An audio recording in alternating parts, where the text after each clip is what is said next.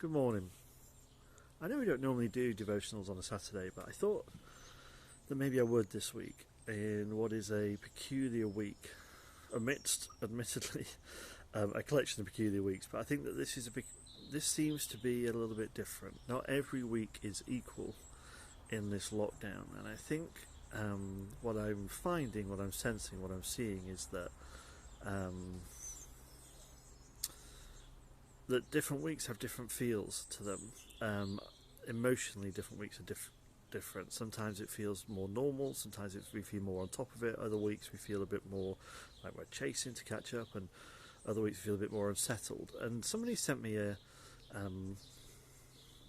picture today which just seemed to resonate with a number of conversations that I've had with a number of people. And this picture was of a rope, the frayed end of a rope, and they said, look, this rope hasn't been cut. It's just the end of the rope, and just a sense that maybe a number of us this week feel at the end of our rope, and maybe that's because things have changed. In some ways nothing's changed this week, and in some ways everything's changed. The advice has changed. Maybe it's a little more vague, maybe it's a little more uncertain, maybe the thought of coming out of lockdown is something that unnerves us. Maybe we're all a bit shaken this week. Maybe it all feels a bit different. Maybe we've got less patience. Maybe we're less sure. Maybe we feel less safe. Maybe things have come to an end. Maybe we're running to the end of our finances. Maybe our relationships are strained.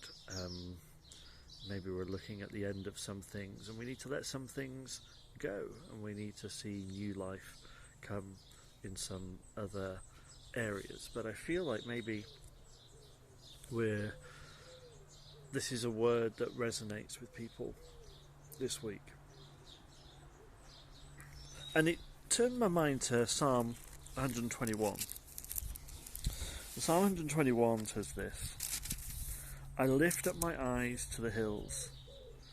Where does my help come from, or where does my hope come from? My help comes from the Lord, the maker of heaven and earth. He will not let your foot slip. He who watches over you will not slumber. Indeed, he who watches over Israel will neither slumber nor sleep. The Lord watches over you. The Lord is your shade at your right hand. The sun will not harm you by day, nor the moon by night. The Lord will keep you from harm. He will watch over your life. The Lord will watch over your coming and your going, now and forevermore. It's so easy to get consumed by the news and by the change and by the shifts that are going on and by the updates, and I think it's important to remember that our hope is not in the government, it's not in political leaders, it's not in systems, it's not in even finances and security and careers, and our hope is in the Lord. And as children of God, as citizens of His kingdom, we are able to call on Him. We are able to sit with Him and dwell with Him. We are able to know that He is with us. However uncertain we feel, however shaken we feel, however afraid we might feel, we are able to know that He is with us. In the Sermon on the Mount, in the Message version, it says, blessed are those who are at the end of the rope, because with less of you there is more of God. He said when we're at the end of the rope, then we're able to jump into all that God has for us, all that God is for us. We're able to come to this point where we don't rely on those things around us, but we're able to rely on God and who God is. We're able to rely on Him and His love and His goodness and His faithfulness and His generosity in these times of uncertainty. We are able to remember that God is God, creator of heaven and earth. The earth is the Lord's and everything in it.